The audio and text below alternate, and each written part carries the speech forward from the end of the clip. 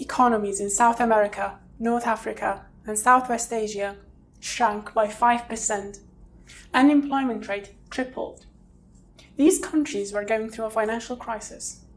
In July 2020, Facebook launched a new currency, the Libra coin, a digital currency that's exchangeable for fiat currency.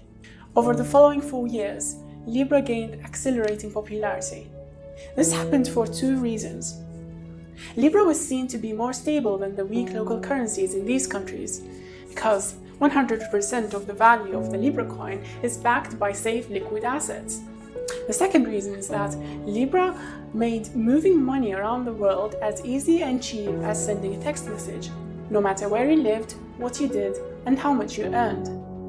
Or as their white paper stated in June 2019. You see, once people started buying Libra on a large scale, they were also selling their local currency on a large scale to buy those Libras. Therefore, demand for local currency decreases, and the value of the local currency depreciates. But as the value of the local currency falls, even more people start to sell their local currency because they anticipate it will fall even further, a situation similar to a speculative attack. In normal circumstances, the central bank has a monopoly over the money supply, or how much money is available in the country. This helps the central bank fulfill 2 important roles that are relevant to what happened. During troublesome times, the central bank can increase nominal income of the people in the country by increasing the money supply. This increases spending and counters cyclical economic slowdown, expansionary monetary policy. The central bank can also lend to banks in situations of crises as the lender of last resort. But with the abandonment of the local currency, the central banks lost their ability to fulfill these roles.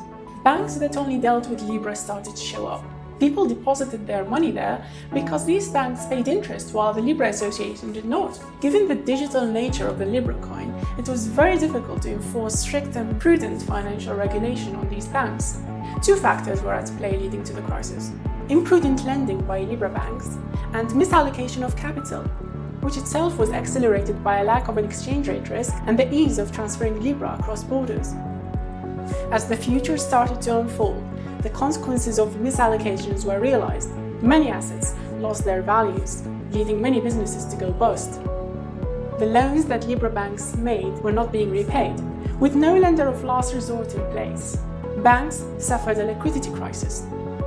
Bank runs started to occur, leading to bank failures and people losing their wealth, leading to an economic slowdown. This is how it happened.